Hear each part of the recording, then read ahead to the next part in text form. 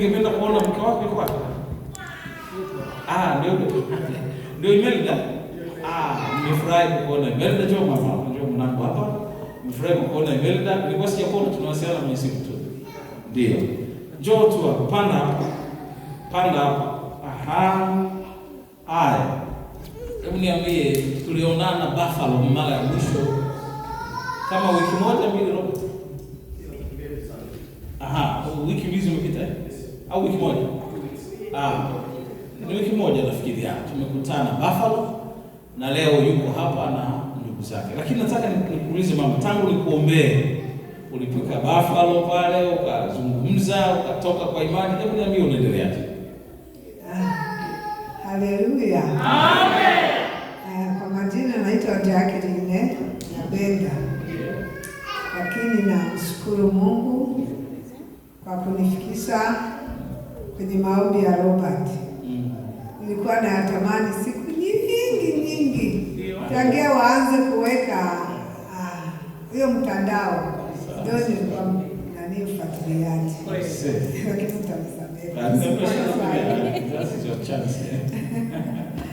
Sasa wakati niliombewa ile Jumapili, nilikuwa ni mtu wa kulala tu, simame, tumbo, maumivu makali, sina nguvu kwenye miguu, mwili wote nilikuwa sina nguvu.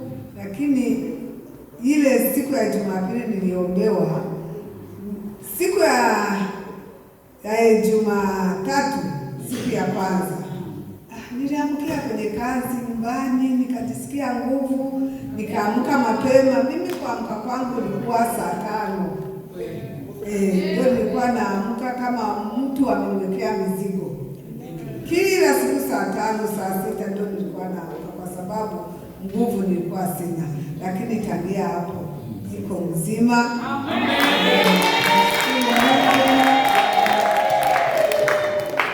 Nimepata nguvu, ila tu tumbo ndio ikingali na nisumbua. Lakini kwa mwili niko na nguvu. Sikiliza maneno ya Buffalo aliombewa na Mungu kuthibitisha muujiza wa Yesu. Msikilize historia yake anayosema. Alikuwa mfuatiliaji mzuri. Kwenye orientation yuko makini. Ndio. Akaondoka na muujiza wake. Ndio. Sasa na wewe kama umekuja hapa, Yesu ni yule hajabadilika. Amen. Muumbaji ni yule hajabadilika. Amen. Unaweza kubadilika ni wewe. Sasa sikiliza kwa makini. Ili na wewe ukimaliza unaondoka na muujiza wako. Amen.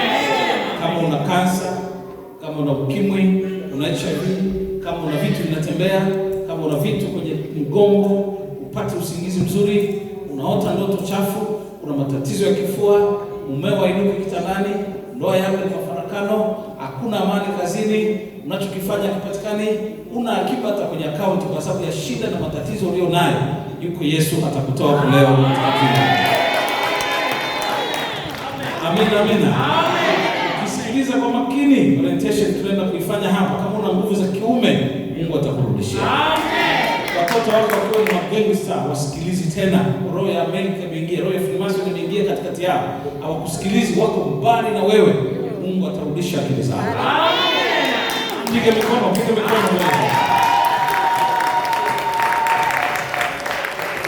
Mama, ni mfuatiliaji mzuri. Lakini nitakueleza siri hapo baadaye. Imelda, mimi na namba Imelda, namba ya mama sina namba hata ya Robert. Lakini yule ndio alinitafuta kupitia huyu pressure ya mama ulikampa mwanae katafuta tukaelewana. Lakini matatizo leo nayo wazungu walimwambia iwezekana, alikuwa ni mtu kulala tu, mbeba mzigo mzito. Lakini tazama, kwa jina la Yesu, bila maji wala mafuta. Amen. Kapokea muujiza wake. Yaliyobaki Yesu anakwenda kuyamalizia kabisa. Amen. Ukishapata muujiza mmoja, mlango wa pili wa muujiza unafanikiwa. Amen. Kama ukishazaa mtoto mmoja, basi tumbo lako linafunguliwa, unazaa mtoto. Mwamini Yesu. Amen. Atafanya leo. Amen. Mwanangu, asante, na Yesu akupe yaliyopungua. Utoke unapomaliza hizo dozi kesho. Iwe ni moja kwa moja, wewe ni mzima, Mungu akuongezee miaka ya kuishi. Amen. Kwa hiyo ushuhuda huko Boston unaporudi katika jina la Yesu. Amen. Keti, makofi na vigelegele. Haleluya. Amen. Aha, tunarudi kwenye orientation. Nimesema msikilize vizuri. Amina. Amen. Kisogeza huko nitakosa watu wa kuzunguka pembeni. Huko nitakuwa napatumia. Aha, asante. Sasa tunaona Farao. Amina. Amen. Farao ni nani? Ni Musa ni nani? Mtumishi. Sasa mtumishi huyu kabla hajawa mtumishi alikuwa mwana wa Farao. Anaishi kwa Farao. Anaishi kwenye utajiri wa Farao, kwenye mali za Farao. Sasa Mungu anataka kumtumia, anambadilisha kwanza the way anavyofikiri. Baada ya unambadilishaji, kunatokea tatizo. Kufanya hadithi kwa fupi, wala unajua Biblia wananielewa. Kulikuwa na matatizo ndani ya nyumba ya Farao. Wakamjua kwamba huyu mtumishi sio Misri, ni Mwisraeli. Kupitia kwenye matukio alikuwa ameficha jina lake, ameficha yeye ni nani, amejibadilisha. Sasa kutokana na matatizo akajulikana kumbe huyu ni Mwisraeli, sio Misri. Amen. Amina. Amen. Lile walipoliona lile jambo, huyo Musa akaogopa sana. Maana Mwisraeli na Misri hawaingiliani, ni mafuta na maji. Mpaka leo unaona tangu yuko Israeli na Palestina na dunia mzima ni mpaka leo. Sasa ilipojulikana kwamba ni Mwisraeli, ikabidi akimbie. Amina. Amen. Akaenda kwa mkwewe Yethro porini. Mkwewe alikuwa ni mfugaji huko porini. Amina. Amina. Amen. Kufika kule akaishi maisha ambayo hakuwahi kuyaishi. Alikuwa anapata chakula kule, analala kule, maisha yake mazuri. Sasa akaenda kuishi kwenye porini kwa mfugaji ambapo hakuna maisha zaidi ya maziwa ya ng'ombe. Amina. Amen. Maisha yake yakawa so down, yakawa chini kabisa. Akajifunza yale maisha ili adapt ule mfumo wa mzee Yethro, inamchukua muda. Amina. Amen. Kwa hiyo akakaa miaka 40. Anafundishwa, anatengenezwa, anazoea mazingira ya kukaa porini, kufuga ni ng'ombe na mbuzi na mifugo mingine. Good 40 years. Haleluya. Amen. Furaha ipo? Ipo. Akakaa kule miaka mingapi? 40. Mnasemaje French? 40. 40. Okay. Miaka 40 yuko 40 yuko wapi? Porini. There asante sana uliyeji. Nataka ujibu maana nakupa hapa maelekezo. Ndio. Miaka 40 yuko mahali huko. Sasa baada ya muda Farao Musa akadapt ule mfumo.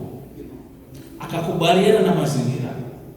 Hata kama hangekubali, mazingira yangemfanya akubali. Haleluya. Amen. Mazingira yangemfanya akubali. Kwa sababu huna choice. Huwezi kwenda popote. Huwezi kwenda kwa nani? Huko kwa Farao. Haleluya. Amen. Alipokaa kwa Farao, alipokaa kwa Yethro mkwewe na Musa, miaka 40 akabadilika. Akazoea maisha mengine magumu, maisha ya kukosa chai, maisha ya kukosa maziwa, maisha ya kukosa kile alichokuwa anahitaji. Kwa hiyo miaka 40 kwa Farao, miaka 40 kwa Yethro mkwewe. Akawa amejifunza kujua maisha yote mazuri na mabaya. Akawa amehitimu. Jambo la kwanza, Mungu alipoona huyu amehitimu kwa kufundishwa. Unajua ukitaka kuwa mtumishi mzuri, leo tuna utumishi unasema mimi sijaokolewa na mtu. Mimi nenda polini, mimi nenda mahali, Mungu akaniambia 1, 2, 3. Kwa mimi ni mtumishi ambaye sihitaji kujifunza kwa sababu Mungu ananifundisha. Hakuna utumishi kama huo. Utumishi wote lazima Mungu hata kama amekuita utapita kwa watu. Amina. Amen. Alimuita Musa, lakini Musa alipita kwa watu kufundishwa ile hali ya mazingira magumu. Sio Mungu alimfundisha, ni Yethro. Ndio alimfundisha mazingira magumu. Amina. Amen. Mungu akikuita atakutumia watu kufundisha. Unajua kwa nini? Ukishasema mimi nafundisha na Mungu, na maana hutapokea chochote. Itakuwa utabaki na maisha yako hayo hayo. Huwezi kupiga hatua. Utakuwa unangoja Mungu akwambie kwa sauti, Mungu akwambie kwenye ndoto, kitu ambacho Mungu afanye. Utachelewa, na Mungu asipofanya, adui atafanya. Kwa hiyo utadanganya, utanikuta leo mtumishi, lakini anayekutumia si Mungu aliye hai. Popote ambapo Mungu anafanya kazi, anakufundisha kwanza kupitia kwa watu.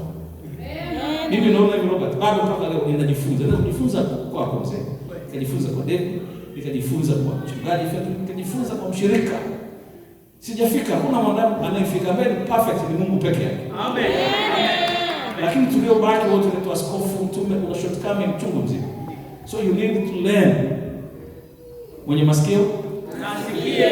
Nasikie. Mshike jirani yako, muulize, je, nakuelewa haya? Haleluya. Amen. Furaha iko? Sasa Mungu akamfundisha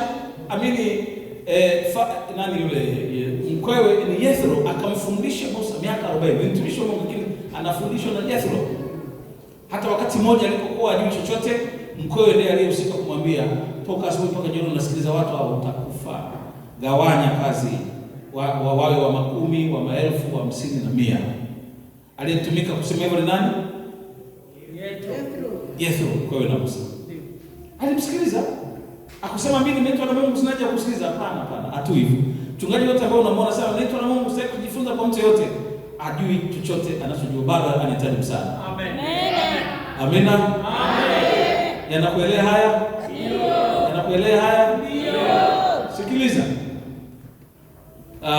Mungu alipomfundisha mtumishi yule akahitimu, akamuita, akajua bado ana step nyingine.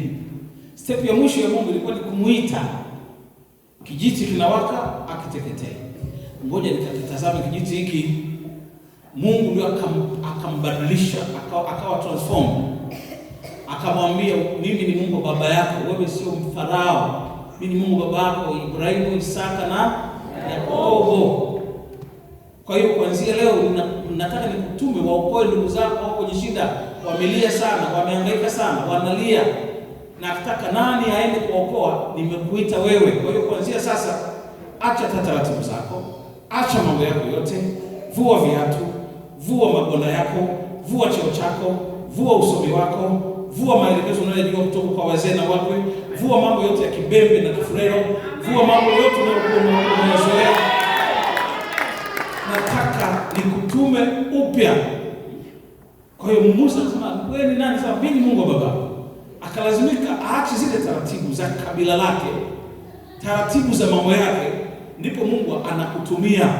Atuende kwa Mungu na taratibu na mila zetu za wazee wetu, za dini yetu ya zamani. Unaabudu sanamu, unataka kumtumikia Mungu, unaabudu sanamu. Hujabatizwa kwenye maji tena, unataka kumtumikia Mungu? Hapana. Una mke wa pili, unataka kumtumikia Mungu? Hapana. Unaweka mawigi na makorokoro kichwani na malipstick na bleach ngozi yako? Hapana. Amina. Amen. Mungu anasema vua vitu hivi. Sema vua. Vua. Mshike jirani yako, wewe ndio unaambiwa vua vitu hivi.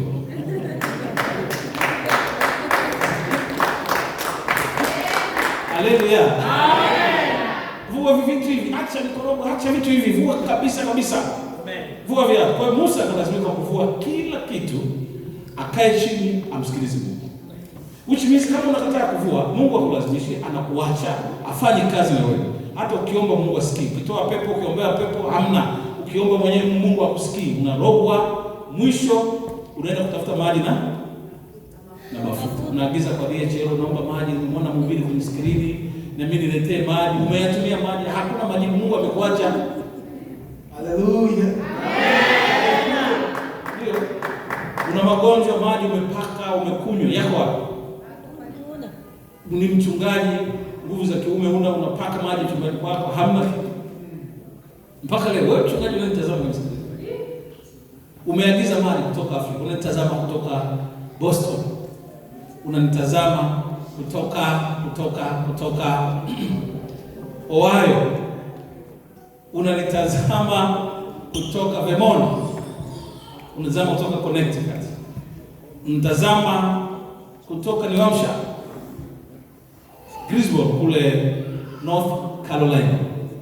Maisha yako pale pale, na maji umeapply, mafuta umeapply, mimi najua mtoto wako umepikia, umeweka kwenye mchana, yote maelekezo naambiwa bahari amekuelekeza, umeyafanya. Hauna kitu mpaka leo unaumwa, uko Syracuse unaumwa, uko Buffalo unaumwa, uko Springfield Ohio, Springfield Missouri unaumwa. Nilikuwa na watu wa Springfield kule Missouri kule Indiana, unaumwa bwana.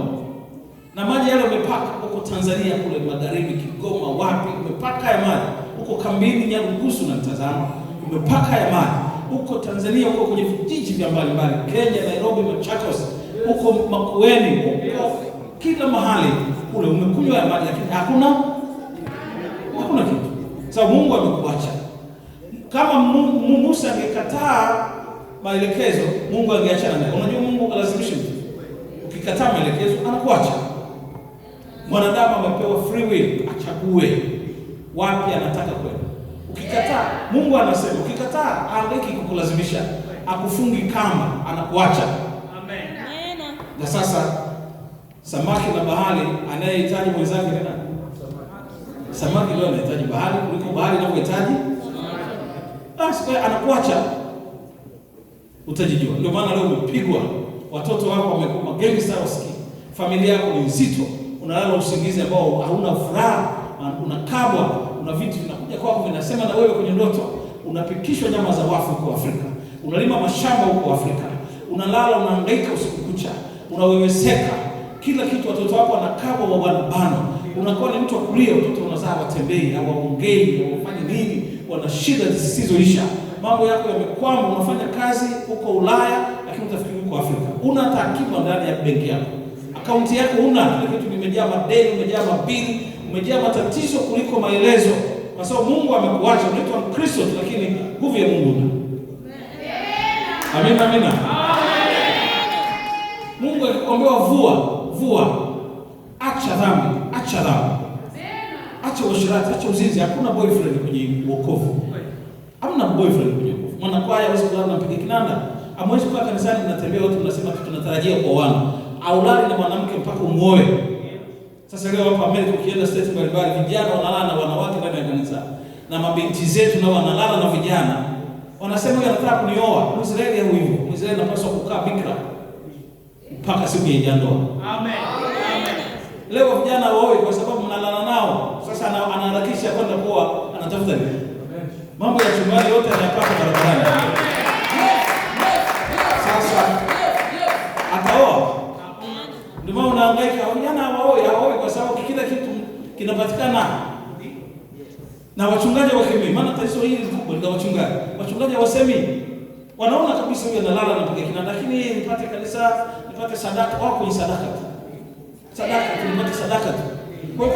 Kwa sababu ya kutafuta mapato ya aibu haya, fedha ya aibu inaitwa, wanashindwa kulisimamia neno la Mungu. Amen. Piga mikono. Amen. Lakini wachungaji wale watakuwa kusema, ndio watakuwa kuzungumza, kuambia watu mwasherati asitwaje kwako. Asiweke mtu anayefanya hivi na vile, awape utaratibu wa kanisa. Kama mtu asikii, mwache. Si Mungu alimwacha mtu? Kama Mungu msikii, Mungu anakuacha. Amina. Sasa leo umekuta Mungu aseme na sisi kwa sababu tumemwacha. Akisema vua mawingu, unayafunika na kitambaa, unakuja kanisani. Haleluya, wa holo. Sijui mimi naitwa madhambi, fataki, ninaitwa nani? Shika jina la mabono naitwa nani? Madhambi, fataki. Tana mtu mmoja kule Indiana anasema mimi naitwa madhambi. Haleluya. Amen. Sasa Mungu akikukataza usiweke rangi za kucha, acha. Amina. Amen. Wewe ni Myahudi, wewe ni Mwisraeli afanani na Wamisri. Yes sir. Sasa leo kanisa la Mungu leo huwezi kujua Mwisraeli nani na Misri nani. Amen. Yes. Mavazi yale tabia zile hakuna wokovu. Tunachosema ni Bwana asifiwe basi, lakini mengine yote tabia ni zile. Ni wezi, ni wakorofi, ni wauni, hawana nidhamu, huwezi kumkopesha hela akakurudishia, ni mwongo. anadanganya mzee wa kanisa, mchungaji yuko juu lakini mwongo, asemi kweli, ni mkorofi, anagombana na mke wake ndani, vurugu mechi. Alafu sasa mimi ndio mzee wa kanisa. Unazeeka nini hapo? Unazeeka. Mungu anataka ubadilike. Haleluya. Amen. Vua viatu. Sema vua. Vua. Vua viatu. Vua. Vua mikorogo. Vua. Vua mameshi. Vua. Vua mawigi. Vua. Vua madhambi. Vua. Vua. Vua. Piga mikono. Haleluya. Yes. Mshike jirani yako mwambie asa wewe. Asa wewe. Angalia kitabu cha Kutoka sura ile ya 3. Kutoka 3.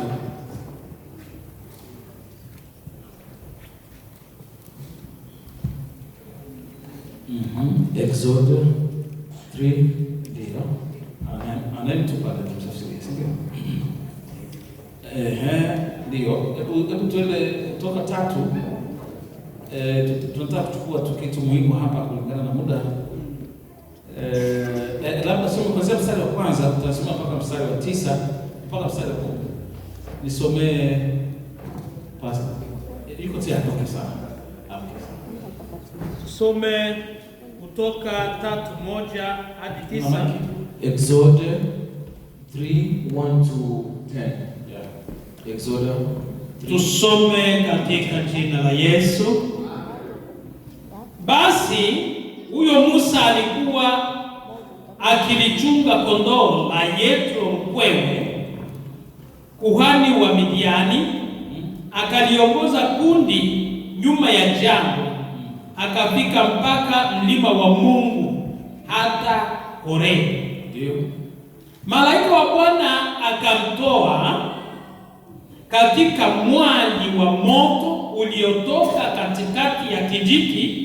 Akatazama, na kumbe kile kijiti kiliwaka moto, nacho kijiti hakikuteketea.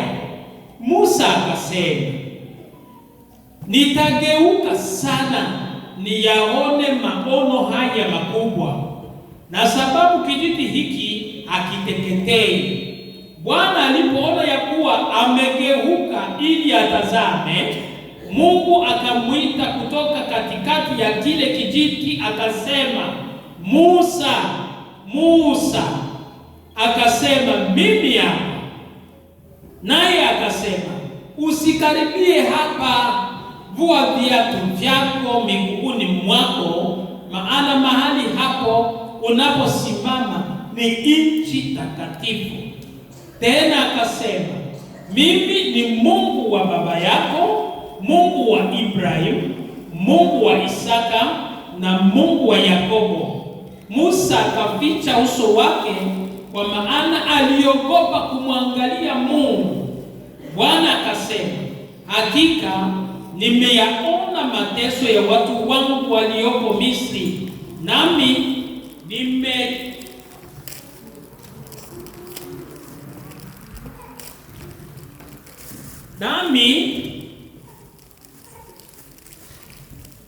nimekisikia kilio chao kwa sababu ya wasimamizi wao, maana nayajua maumivu yao.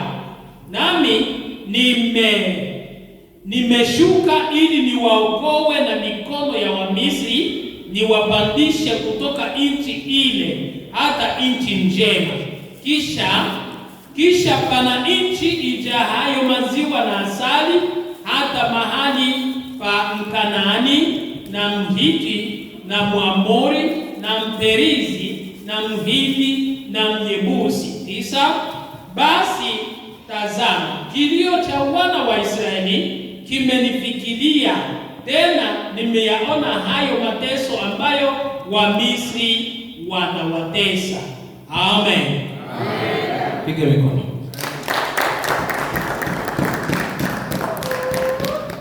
Mungu kabla ya kumtuma Musa alimbadilisha kwanza, akaombewa vua viatu, vua tabia za Umisri, vua tabia za Yethro mkwewe, vua mawigi ulio nayo, vua makorokoro yote, vua dhambi.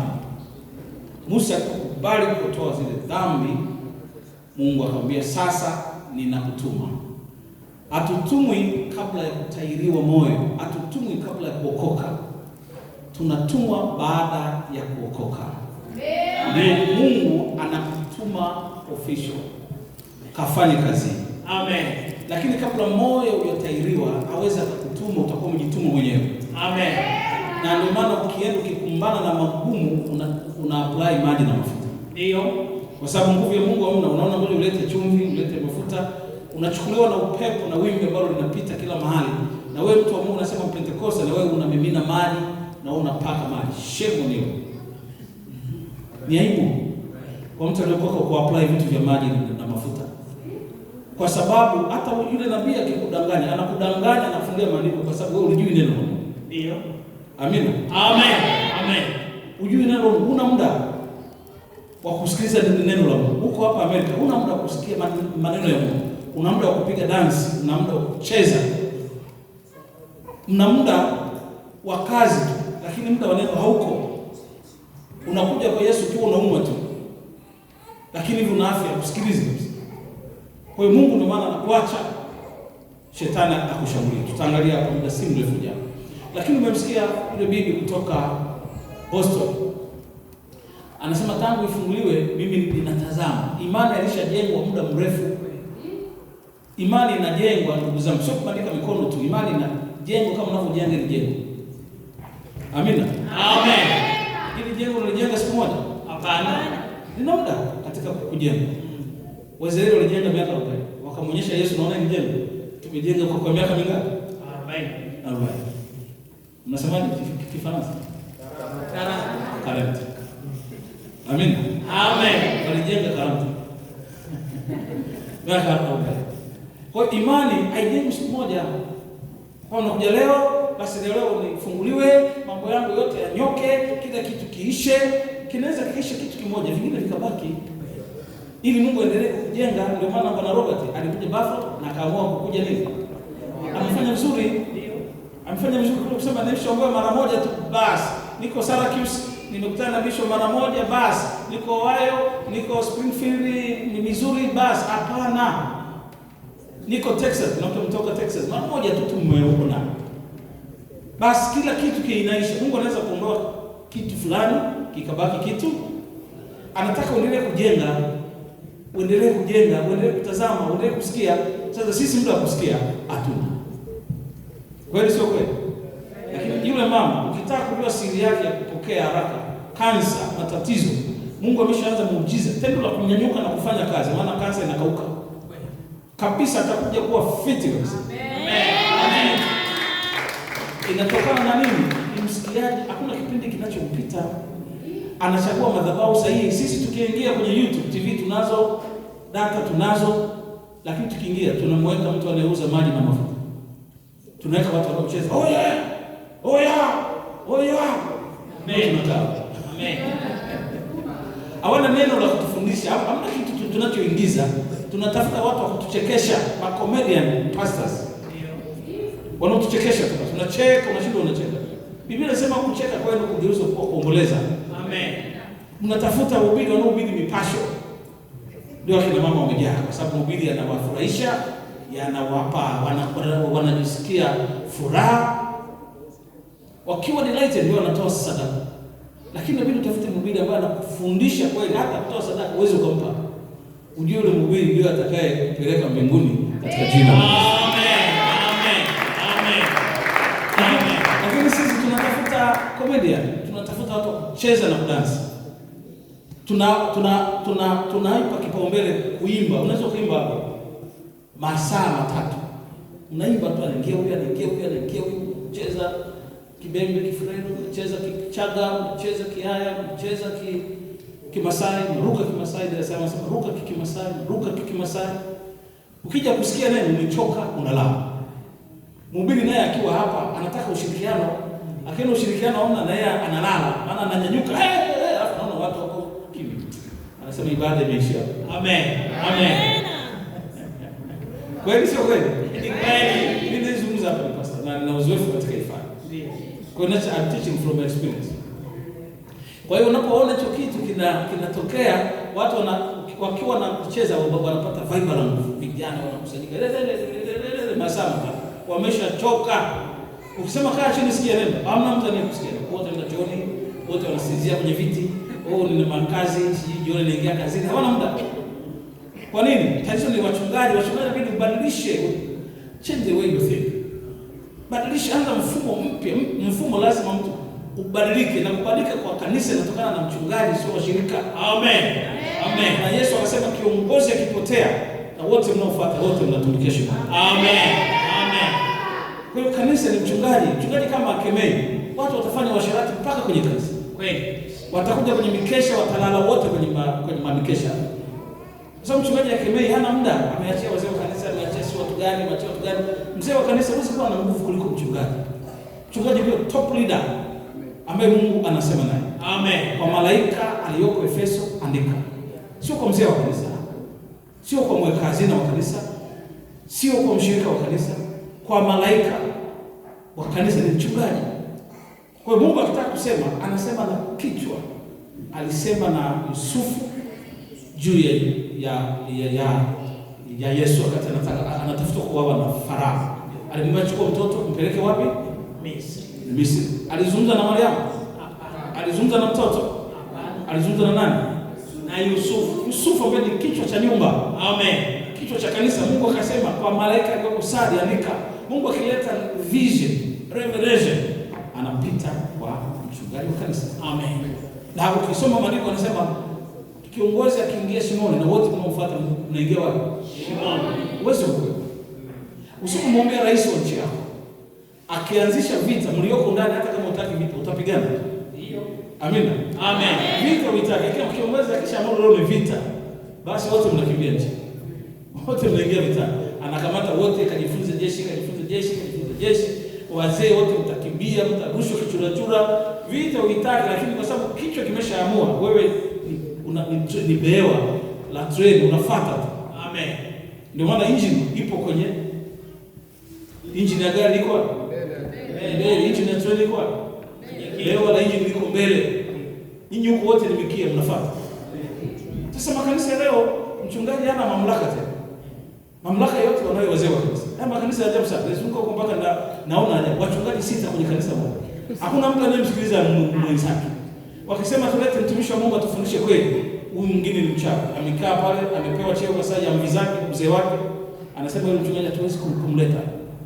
Tumlete mtu anaweza kutuchekesha. Wanakaa chini wanaangalia, waleta wachungaji ambao watawafurahisha, watakuja kudansi na kucheza. Leo sio nyakati za kuweka vitu hivyo uzito. Mungu anataka tujifunze, tuwe na maarifa, uwe na knowledge. Knowledge ndio itakayo kusaidia. Are we together? Ndio. Usijisikie vigeregere. Amina. Amen. Leo ni lazima ujue top leader ni mchungaji wa kanisa. Ndio anayepanga kutoka pale, ndio mamlaka zinashuka chini. Amen.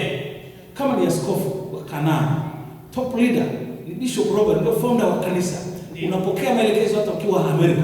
Amen. Kutoka Afrika. Huwezi kusema mimi na dola ana shilingi. Hatufananishi ni vitu. Tunafananisha kwa ulimwengu wa roho. Una nini kwenye ulimwengu wa roho? Amen. Sio pesa. Pesa mtu yote anaweza kukua nayo, na inaweza ikaja leo na kesho ukawa una kazi kabisa, ukarudi kwenye kitanda umelala chini. Kwa kuwa Amerika sio issue. Una nini ndani? Lazima ufuate maelekezo kwa Tabora, ukiwa Bukoba, ukiwa Singida, ukiwa Nairobi, ukiwa Australia, Melbourne. Na nitazama, lazima ufuate maelekezo, ufanye unavyotaka wewe tu. Hapana, kuna maelekezo. Jeshi la nidhamu linashinda vita. Amen. Hata likiwa dogo kama la Rwanda linapiga wakongomani ambao wako milioni 90. Amen. Amen. Linawapiga kwa sababu gani? Hawana maelewano, hawana muunganiko, kila mtu anasema cha kwake. Kweli. Aliyoko kule Goma ana maelekezo yake, aliyoko Kasai ana maelekezo yake, aliyoko Lubumbashi naye ana vya kwake. Kweli. Akiamua anauza kikosi chote anachukua. Wakimhakikishia kwamba ukifuza hapo utapata mahali hapa, nakupa hela hii utaishi miaka yako yote, anauza kikosi chote. Kweli sio kweli? Ni kweli. Sasa unashangaa na majeshi mingi wana vifaru lakini wanashindwa kukushinda, kwa sababu yule ana jeshi dogo lakini lina nidhamu. Yule mzee Kagame ni mkali sana. Ndio. Na watu wake wote wamenyoka hivi. Ukiwa na kanisa limenyoka hivi, utaenda mbali. Amen. Lakini ukiwa na kanisa ambalo limesigana, mzee ana kanisa anasema cha kwake, mchungaji cha kwake, yule naye cha kwake, huyu sijui mweka hazina naye hataki kutoa hazina, etafikiri ni ya kwake ameshikilia. Kanisa litaenda, mtakwama. Mshika mkono jirani yako mwambie, "Asa wewe baba."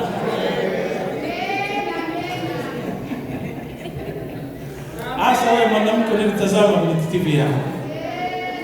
Amina, amina. Amen. Kuna mtu unasema naye hapa? Ndio. Mungu mkono wako nione. Amen. Amen. Amen. Haleluya. Amen. Kanisa lieni mnakwama, wachungaji 6 mnasigana. Lazima uwe top leader ambaye akitoa maelekezo wewe huwezi kumchallenge tena. Mungu anafanya, akiona huwezi kujenga kanisa la aina hiyo, Mungu afanye kazi na wewe. Anakuacha mnajenga community, mnajenga vitu vingine tu, Mungu hayupo.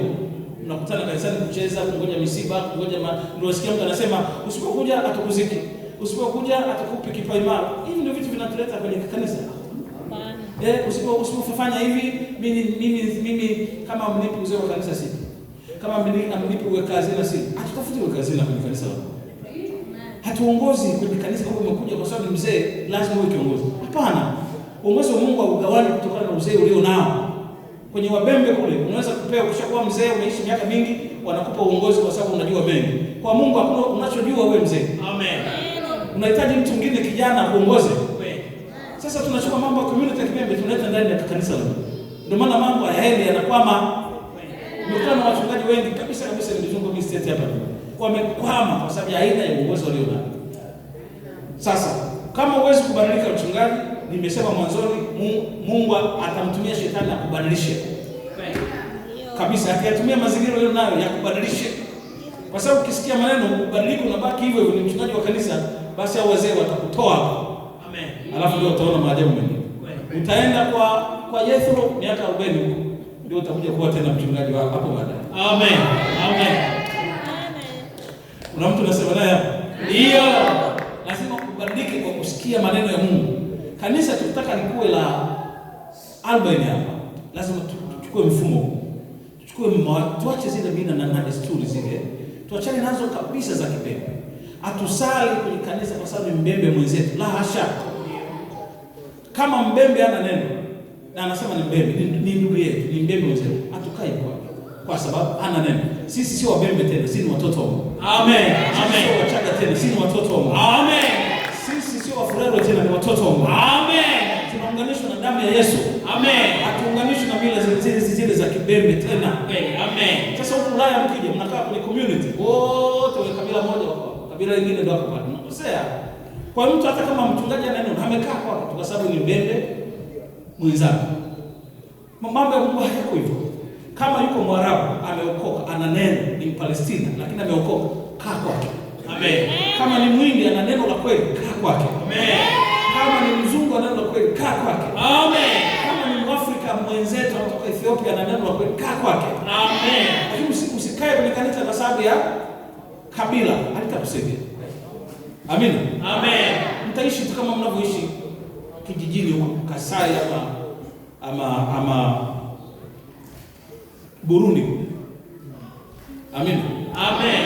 Mtaishi hivyo tu. Mtakuwa Ulaya lakini mtaishi kijamii hivyo. Warundi kwao, Wabembe kwao, Wafulero kwao, Warubumbashi, si wa Lingala kwao. Amen. Amen. Nasema mimi ni Mlingala, huyu ni Mnyabwisha, siwezi nikasali. Huyu ni Mkasai, sio anatoka wapi, sio anatoka wapi. Kanisa la Mungu liko hivyo. Unachopaswa kuangalia kwa mtu sio katoka wapi. Ana neno. Amen. Huyu mtumishi anaweza kumpeleka mbinguni. Amen. Ukikuta hakuna, achana naye. Hata kama mlitoka wote kambini, achana naye. Hizi ni siku za mwisho. Pigania roho yako. Amen. Kule mbinguni hakutakuwa na Wabembe wala Wafulero wala Watanzania wala Wakule, kutakuwa ni amri ni moja tu. Kitaangaliwa kitabu hiki peke yake. Amen. Waisraeli wakati Mungu anawaita anawatoa kwenye shida, aliwaambia mjifunze Torati. Muisome Torati. Muifunge kwenye masikio.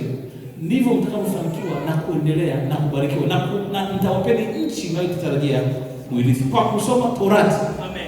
Kwa hiyo wenzetu walikaa chini toka asubuhi mpaka jioni wanasoma Biblia. Nenda kwa Wasabato. Sabato wote walioko, maana wale Wasabato ni masalia ya wale Wasabato wa zamani. Kule ni neno, wanajua neno kuliko walokole wa leo. Kwa sababu wanajua Biblia, wanapokuwa sisi walokole wa leo ni kucheza. Yaani hata ukipewa neno saa moja kusikia neno, hapa sasa hivi unalala. Wewe unanitazama mpaka sasa naongea, umelala. Huruma hizi. Huruma sana. Umelala. Sasa unakuta yule Msabato analijua neno vizuri, ingawa ana makosa mengi sana Msabato, lakini kwa neno analijua. Ingawa analipotosha, kwa Sabato wote wanapotosha maneno ya Mungu kabisa. Hata kama unasikia ni Msabato umepotea huko. Lakini wale hawachezi kama sisi ambao tunacheza. Sisi tunampa kipaumbele kucheza muda mrefu. Kote nilikopita. Sitaacha kusema hivi. Sitaacha kusema. Yaani hata nikijaribu niache leo inashindikana. Inashindikana. Na lazima niseme kwa sababu gani? Tunatoa muda mrefu sana kucheza. Masaa matatu. Neno muda mfupi sana. Tutakuwa hatuna knowledge. Shetani atatushambulia. Amina. Amen. Kwa hiyo leo kanisa la kilokole halina nguvu kabisa. Nguvu inatokana na neno, sio ndoto, sio maono. Neno. Yesu amesema watu wangu wanaangamia kwa kukosa amepotea kwa kumjua maandiko. Amina. Amen. Asemi ndoto, asemi maombi, asemi nini, vitu vyote unaweza ukafanya, lakini kama una maarifa uwezi. Amina. Amen. Uwezi kuendesha gari hapa Amerika kama una leseni. Amina. Amen. Kama hujapita shule, na uwezi kupata leseni kama hujapita shule. Lazima ujue namna ya kuendesha gari, namna ya kuangalia sign za barabarani, namna ya kujua don't turn right. Sasa kutoka Afrika najua kuendesha gari, kunjo unavyotaka tiketi 5-6 zitakufundisha. Mshahara wako wote utakufanyia kulipa mama mbili. Ndio utajua vizuri. Na tiketi za huko Mbeya gari sana ni milioni kadhaa za Tanzania. Tiketi moja tu inaweza kuwa kama 700,000 800,000. Ndio tiketi ya milioni piga wakati mwingine ukichangia askari na kupiga Biblia 1000. Tiketi 1000 ni milioni 2-3 ndio faini za huko Amerika. Sio ndogo. Sasa ukishindwa kufundishwa kule kwenye darasa, polisi watakufundisha. Mwisho utakubali tu, utacomply kuna namna ya kufanya. Kweli sio kweli? Kweli. Sasa huwezi kuwa driver kama hujajifunza. Lazima ukae chini, vitu vyote vya kwenye daftari uvimeze. Amina. Amen. Ukiwa barabarani unaendesha gari, nisikilize vizuri, nikuulize swali. Ukiwa barabarani unaendesha gari, David, ukikutana na taa, unachukua kitabu kusoma au inabidi kiwe kichwani? Kichwani. Inabidi kiwe kichwani. Haushukui daftari ile za shuleni, ikiwa umesema nikikutana na taa nifanyeje? Watakugonga pale. Inabidi vile vitu wewe umeshavitia wao wapi? Kichwani. Kiwaka taa nyekundu kusimama. Njano inaweza kukuruhusu kutembea kama utawai, inakuandaa usimame. Mwisho kukimbia pale ni speed 75, lakini ukienda mpaka 80 no problem, ni mile hizo. Hivi vyote viko kichwani. Kwa hiyo unatembea kwa speed unayotaka barabarani kwa sababu kila kitu kiko kichwani. Unaambiwa kuna kamera hapa ziko kwa ajili ya kuchukua speed light ipo, speed nini ipo. Kwa hiyo kila kitu unakiweka kichwani. Ukiqualify ndio unakupa leseni. Kaendeshe. Unaweza kuingia state yoyote kwa sababu leseni ni moja. Mwenye masikio na asikie. Haya, nitakuuliza maswali. Uko tayari? Ndio. Uko tayari? Ndio.